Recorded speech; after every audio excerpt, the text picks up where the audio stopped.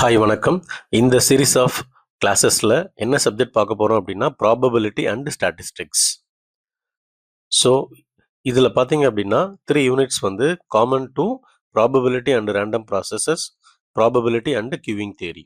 So இந்த 3 சப்ஜெக்ட்ஸுக்குமே முதல் 3 units பார்த்தீங்க அப்படின்னா காமனாக இருக்கும். ஸோ இதை பார்க்கலாம். யூனிட் 1 என்ன அப்படின்னா ப்ராபபிலிட்டி அண்ட் ரேண்டம் வேரியபிள்ஸ். இதில் சிலபஸ் என்னன்னு பார்த்துட்டு யூனிட் 1ல் பேசிக் டெஃபினிஷன்ஸ் இந்த கிளாஸில் பார்க்கலாம். ஃபர்ஸ்ட் யூனிட் 1 சிலபஸ் என்னன்னு பார்க்கலாம். Probability, the axiom of probability. ப்ராபபிலிட்டினா என்னன்னு பார்க்க போகிறோம். அதோட ஆக்சியம்ஸ் பார்க்க போகிறோம்.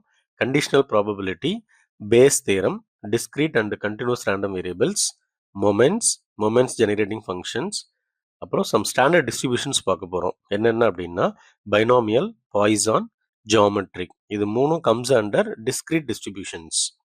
Uniform, exponential and normal distributions. These are comes under continuous distributions. So இதுதான் யூனிட் 1 சிலபஸ். இப்போ ஃபர்ஸ்ட் யூனிட் 1ல் பேசிக் டெஃபினேஷன்ஸ் பார்க்கலாம். So first random experiment. Random experiment என்னன்னா, a random experiment is an experiment in which the experiment can be repeated any number of times under identical conditions. So ஒரு experiment பண்ணுறோம் அப்படின்னா இது வந்து any number of times வந்து repeat பண்ணலாம், but some certain conditions. Second என்னன்னா, all possible outcomes of the experiment are known in advance. So நம்ம ஒரு எக்ஸ்பெரிமெண்ட் பண்ணுறோம் அப்படின்னா இந்த பாசிபிள் அவுட்கம்ஸ் வந்து நமக்கு ஆல்ரெடி நோன், எல்லாமே முன்னாடியே தெரியணும். அடுத்தது the actual outcomes in a particular case is not known in advance. நம்மளுடைய பர்டிகுலர் அவுட்புட் என்னன்றது தெரியக்கூடாது. ஸோ இதுதான் என்ன அப்படின்னா ரேண்டம் எக்ஸ்பெரிமெண்ட். எக்ஸாம்பிள் பார்க்கலாம். First example, tossing of an unbiased coin is an experiment. So unbiased coin na enna? So biased, unbiased.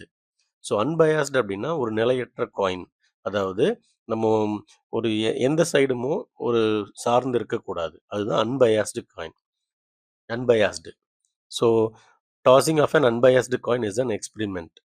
இப்போ நம்ம throw பண்ணுறோம் இல்லைங்களா, ஒரு காயின் டாஸ் பண்ணுறோம், அது வந்து experiment which has only 2 possible outcomes. So 2 output தான் வரும், ஒன்று ஹெட்டு இல்லைன்னா tail. So 2 possible outcomes, head and tail. Another example, rolling of an unbiased die is a random experiment. டைனா தெரியும் உங்களுக்கு. So it has 6 sides. So 6 side இருக்கும். So rolling of an unbiased die, இதுவும் ஒரு random experiment. அடுத்தது trial and ஈவெண்ட்னா என்னன்னு பார்க்கலாம். The performance of a random experiment is called a trial and the outcome is called an event. So trial அப்படின்னா நம்ம perform பண்ணுறோம் இல்லையா, அதுதான் ட்ரையல். அதாவது எக்ஸாம்பிள் மூலயமா பார்த்தோம் அப்படின்னா throwing of a coin is a trial. நம்ம த்ரோ பண்ணுறோம் இல்லையா, அதுக்கு பேர் என்ன அப்படின்னா trial. And getting head or tail is an event. So possible outcomes வருது இல்லையா, அதுதான் என்ன அப்படின்னா ஈவெண்ட். அடுத்தது எக்ஸாஸ்டிவ் ஈவெண்ட்ஸ். எக்ஸாஸ்டிவ் ஈவெண்ட்ஸ் அப்படின்னா the total number of possible outcomes in any trial is known as exhaustive events. இப்போ நம்ம ஒரு காயின் டாஸ் பண்ணுறோம், ஹெட்டு டெய்ல் வருதுங்கிறது தெரியும். So this two are called exhaustive events. In throwing a coin the possible outcomes are getting head or tail. Hence we have 2 exhaustive events in throwing a coin. So 2 exhaustive events இருக்கு. அடுத்தது mutually exclusive events. 2 events are said to be mutually exclusive events when the occurrence of one affect the occurrence of the other. இப்போ நம்ம ஒரு coin toss பண்ணுறோம், அதில் possible outcomes head டெய்ல்னு தெரியும். So at a டைமில் head விழலாம், அப்படி இல்லைன்னா tail விழும். அப்போ ஹெட்டுங்கிறது டெய்ல் விழுறதை அஃபெக்ட் பண்ணுது, டெய்லுங்கிறது ஹெட்டு விழுறத அஃபெக்ட் பண்ணுது. ஸோ இதுக்கு பேர் என்ன அப்படின்னா exhaustive events. Independent events. 2 events are said to be independent if the actual happening of one does not influence in any way the happening of the other. அப்படின்னா என்ன, independent ஈவெண்ட்னா என்ன, ஒரு ஈவெண்ட்டுக்கும் இன்னொரு ஈவெண்ட்டுக்கும் எந்த ரிலேஷனும் இருக்கக்கூடாது. ஸோ ஒரு ஈவெண்ட்டினுடைய ரிசல்ட்ஸ் வந்து அடுத்த ஈவெண்ட்டை அஃபெக்ட் பண்ணக்கூடாது. ஸோ ஒரு எக்ஸாம்பிள் பார்க்கலாம். In tossing a coin the event of getting a head in the first toss is independent of getting a head in the second toss, third toss, etc. So கன்சர்கேட்டிவாக ஒரு காயினை toss பண்ணிக்கிட்டே இருக்கும். இப்போ first time toss பண்ணும்போது head இல்லை tail விழுது. இது வந்து எந்த விதத்துலையும் செகண்ட் டைம் டாஸ் பண்ணும்பொழுது ஹெட்டோ டெயிலோ விழுறது அஃபெக்ட் பண்ணாது. ஸோ அப்படி இருந்ததுன்னா அதுக்கு பேர் என்னது? Independent events. Equally likely events. 2 or more events are said to be equally likely if each one of them has an equal chances of happening. இப்போ நம்ம ஒரு காயின் டாஸ் பண்ணுறோம், ஹெட்டு டெயில் விழுது. ஸோ ரெண்டுத்துக்குமே ஈக்குவல் சான்சஸ் இருக்கணும். So இப்போ 2 possible outcomes அப்படின்னா 50% head விழுறதுக்கு சான்ஸும் 50% tail விழுறதுக்கு சான்ஸும் இருக்கணும். அதுக்கு பேர் தான் என்ன அப்படின்னா ஈக்குவலி லைக்லி ஈவெண்ட்ஸ். ஸோ அதுதான் இங்கே எக்ஸாம்பிளாக சொல்லியிருக்கோம். Head and tail are equally likely events in tossing of an unbiased coin. Next definition sample space. இப்போ நம்ம பாசிபிள் அவுட்கம்ஸ் சொன்னோம் இல்லையா? ஸோ அதை பேஸ் பண்ணி தான் சாம்பிள் ஸ்பேஸை டிஃபைன் பண்ணுறோம். The set of all possible outcomes of a random experiment is called a sample space and is denoted by S. இப்போ நம்ம ஒரு காயின் டாஸ் பண்ணுறோம் அப்படின்னா ஹெட்டும் டெய்லும் கிடைக்கும். ஸோ அது ரெண்டுத்தையும் ஒரு செட்டுக்குள்ளே எழுதணும் அப்படின்னா அதுதான் என்னென்னா சாம்பிள் ஸ்பேஸ். அதே மாதிரி ஒரு டையை த்ரோ பண்ணுறோம் அப்படின்னா பாசிபிள் அவுட்கம்ஸ் என்னது? 6 பாசிபிள் அவுட்கம்ஸ் வரும். ஸோ 1 2 3 4 5 இது எல்லாத்தையும் கலெக்ட் பண்ணி ஒரு செட்டுக்குள்ளே எழுதணும் அப்படின்னா அதுதான் என்னென்னா sample space. That is the set of all possible outcomes.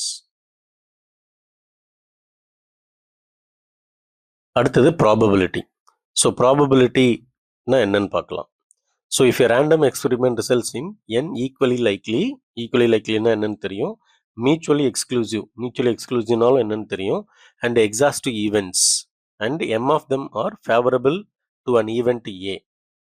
Then the probability of occurrence of the event A denoted by P of A and is defined as P of A is equal to the number of favorable outcomes for A divided by number of exhaustive outcomes. என்ன simple, ஒன்றுமே கிடையாது. Probability of an event ஏங்கிறது என்ன அப்படின்னா number of favourable outcomes for the event A divided by the total number of possible outcomes. Notation use பண்ணோம் அப்படின்னா m by n. இது எப்படி எழுதுவோம் அப்படின்னா n of A divided by n of S. Sங்கிறது என்னது? Sample space. That is number of possible outcomes. அதை வந்து டினாமினேட்டரில் எழுதுவோம். நியூமரேட்டரில் number of our favourable outcomes for that particular event A. So next axiom of ப்ராபபிலிட்டினா என்னன்னு பார்க்கலாம். If S is the sample ஸ்பேஸ்னா என்னன்னு தெரியும். And A is any events in a random experiment. ஒரு எக்ஸ்பெரிமெண்ட்டில் ஒரு event. Then probability of A is lies between 0 and 1. அதாவது 0 less than or equal to probability of A less than or equal to 1. So ஒரு ஈவெண்ட்டினுடைய chances வந்து எப்பயுமே 0 to 1 தான் இருக்கும். P of S is equal to 1. P of Sங்கிறதுனா total probability. So P of Sங்கிறது sample space. So total probability is equal to 1. For any sequence of mutually exclusive events A1 A2 A3 etcetera அப்படி இருந்ததுன்னா அதனுடைய union, அதாவது probability of union of AI, ஐங்கிறது 1 to infinity is equal to summation I is equal to 1 to infinity probability of AI. So probability of union of AI is equal to summation of their probability. இதுதான் என்னன்னா axiom of probability. அடுத்தது important definition, conditional probability. The conditional probability of an event A when the event B has already happened is defined as probability of A by B is equal to probability of A intersection B divided by probability of B, provided the denominator probability of B not is equivalent to 0. So என்ன சொல்கிறாங்க அப்படின்னா 2 events இருக்குது. So பிங்கிற event already first event. ஏங்கிறது second event related to event B. அப்படி இருந்தது அப்படின்னா conditional probability எப்படி டிஃபைன் பண்ணுறோம் அப்படின்னா probability of A intersection B divided by probability of B. So probability of B எப்படி இருக்கக்கூடாது? Not equal to 0, equal to 0வாக இருக்கக்கூடாது. ஒரு எக்ஸாம்பிள் பார்க்கலாம். இதிலிருந்து நம்ம ஈஸியாக அண்டர்ஸ்டாண்ட் பண்ணிக்கலாம். ஒரு டை எடுத்துக்கிறோம். when a fair die is tossed. So ஒரு டை டாஸ் பண்ணுறோம் அப்படின்னா பாசிபிள் அவுட்கம்ஸ் என்ன இருக்கும்? 1 2 3 4 5 6 இருக்கும். the conditional probability of getting 1. So நம்ம probability of getting 1 given that an odd number has been obtained. So இப்போ இங்கே 2 ஈவெண்ட்ஸ் வந்து கன்ஸ்ட்ரக்ட் பண்ணுறோம். ஏங்கிற ஈவெண்ட் என்ன எடுக்கணும் அப்படின்னா probability of getting 1 given that an odd number has been obtained. அதாவது பிங்கிற ஒரு ஈவெண்ட் என்னன்னா add number has been obtained. அப்போ முதல்ல வந்து ஒரு ஆட் நம்பர் கிடைக்குதுன்னு சொல்கிறோம். அடுத்து நம்ம என்ன கண்டுபிடிக்க போகிறோம் அப்படின்னா ப்ராபபிலிட்டி ஆஃப் 1 வர்றதுக்கு ப்ராபபிலிட்டி என்னன்னு பார்க்க போகிறோம். ஸோ எஸ்ங்கிறது சாம்பிள் ஸ்பேஸ் நமக்கு தெரியும் 1 2 3 4 5 6. ஏங்கிறது நம்ம கெட்டிங் 1. அப்போ இதில் 1ங்கிறது 1 டைம் தான் இருக்குது. ஸோ 1 எழுதிட்டோம். பிங்கிற ஈவெண்ட் என்னென்னா add number. So odd numbers பார்த்தீங்க அப்படின்னா 1 3 5 இருக்குது. ஸோ இப்போ நம்ம கண்டிஷனல் ப்ராபபிலிட்டி அப்ளை பண்ண போகிறோம். Probability of A by B அப்படின்னா probability of A intersection B divide by probability of B. அப்போ ஏவும் நடக்கணும் as well as பியும் நடக்கணும். அப்போ என்ன பண்ணணும் அப்படின்னா இது ரெண்டுத்துக்கு காமனாக இருக்கிறது 1. அப்போ 1ங்கிற ஈவெண்ட் நடக்கிறதுக்கு ப்ராபபிலிட்டி என்ன அப்படின்னா 1/6. டோட்டல் வந்து என்னது 6. பாசிபிள் ஈவெண்ட் வந்து 6. இது ரெண்டும் சைமல்டேனியஸாக நடக்கணும். அதாவது 1ம் வரணும், அதுவே ஆட் நம்பராகவும் இருக்கணும். அதுதான் ஏ இன்டர்செக்ஷன் பி. அப்போ ஒரே ஒரு பாசிபிலிட்டி என்னன்னா 1 மட்டும்தான். அப்போ 1 divided by the possible outcomes வந்து 6. ஸோ 1/6. டினாமினேட்டரில் probability of B. Probability of பின்னா என்னன்னு சொல்லியிருக்கோம். And odd number has been obtained. அப்போ ஆட் நம்பர்ஸ் எத்தனை இருக்குது? 1 3 5 இருக்குது. ஸோ 3 பாசிபிள்ஸ் இருக்குது. அப்போ 3 டிவைடட் பை டோட்டல் அவுட்கம்ஸ் வந்து 6. ஸோ 3/6. இதில் 6 6 கேன்சல் பண்ணிட்டோம் அப்படின்னா ரிமைனிங் என்னென்னா 1/3. ஸோ இதுதான் answer.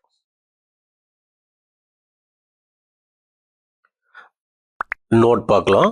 Probability of A by B அப்படின்னா ஃபார்முலா தெரியும். Probability of A and B divide by probability of B provided probability of B not equal to 0. அதுவே probability of B by ஏனாலும் probability of A intersection B divide by probability of A. அதாவது நியூமரேட்டரில் probability of A and B is equal to probability of B and A. அண்டுங்கிறத நம்ம intersection சொல்கிறோம். So A intersection B is nothing but B intersection A divided by probability of B provided probability of A is not equal to 0. So இங்கே ஒரு observation என்னன்னா ஈஸியாக நீங்கள் ஞாபகம் வச்சுக்கலாம். இந்த செகண்ட் ஈவெண்ட் இருக்கு, ஃபர்ஸ்ட் ஈவெண்ட் இருக்கு இல்லையா, அந்த ஃபர்ஸ்ட் ஈவெண்ட் தான் டினாமினேட்டரில் வரும். Probability of A by B அப்படின்னா நியூமரேட்டரில் A intersection B divide by probability of B. அதே மாதிரி இங்கே ப்ராபபிலிட்டி ஆஃப் பி பை ஏன்னா டினாமினேட்டரில் ப்ராபபிலிட்டி ஆஃப் ஏ. இது ஒரு important note. If A and B are independent. அப்போ இங்கே வந்து என்ன கண்டிஷனல்னாலே என்ன மீனிங்கு? ஏங்கிறது இப்போ இந்த எக்ஸாம்பிள் எடுத்தோம்னா ஏங்கிறது ஃபஸ்ட்டு அக்கரன்ஸ், பிங்கிறது செகண்டு. அப்போ ரெண்டுத்துக்கும் சம் ரிலேஷன் இருக்கணும். இப்போ ரிலேஷனே இல்லை. If A and B are independent அப்படின்னா என்ன? Probability of A by B is equal to probability of A. ஏன்னா பிஏ கிடையாது. So there is no associated with the event A. அப்போ ப்ராபபிலிட்டி ஆஃப் ஏ பை பிங்கிறது probability of A. அதே மாதிரி probability of B by ஏங்கிறது probability of B. Note 2 remark. இதில் என்ன அப்படின்னா the probability of an impossible event is 0. So ஒரு total probability is equal to 1ன்னு பார்த்தோம். ஒரு ஈவெண்ட்டே நடக்கலை அப்படின்னா அதுக்கு ப்ராபபிலிட்டி என்ன அப்படின்னா 0. அடுத்தது ப்ராபபிலிட்டி ஆஃப் ஏ காம்ப்ளிமெண்ட். ஏ காம்ப்ளிமெண்ட்னு சொல்லுவோம். அதான் ஏ காம்ப்ளிமெண்ட்டை ஏ பவர் சின்னு எழுதலாம், இல்லைனா ஏ பார்னு எழுதலாம். Is equal to 1 minus probability of A. இந்த ஏ காம்ப்ளிமெண்ட் இருக்கு இல்லையா, ஸோ ஏ காம்ப்ளிமெண்ட்டை வந்து ஏ பார்னு எழுதலாம். அடுத்தது அடிஷன் லா ஆஃப் ப்ராபபிலிட்டி.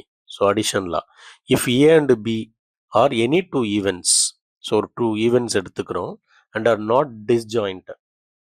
அதாவது நாட் டிஸ்ஜாயிண்ட்னா என்னன்னு தெரியணும். ஸோ டிஸ்ஜாயிண்ட்னா என்னன்னு தெரியணும், அப்புறம் நாட் டிஸ்ஜாயிண்ட். ஸோ ஒரு 2 ஈவெண்ட் இருக்கு. ஓகே, ஸோ இது என்ன அப்படின்னா இந்த 2 ஈவெண்ட்ஸ், இது ஒரு ஏன்னு எடுத்துக்கிறோம், இது ஒரு பின்னு எடுத்துக்கிறோம். ஸோ இன்டர்செக்ஷன் இங்கே இருக்கு. இதுவே வந்து ஏங்கிறது ஒரு ஈவெண்ட் இருக்கு, பிங்கிறது ஒரு ஈவெண்ட் இருக்கு. இது வந்து A, this one is B. So இதுக்கு என்ன அப்படின்னா இது வந்து டிஸ்ஜாயிண்ட்.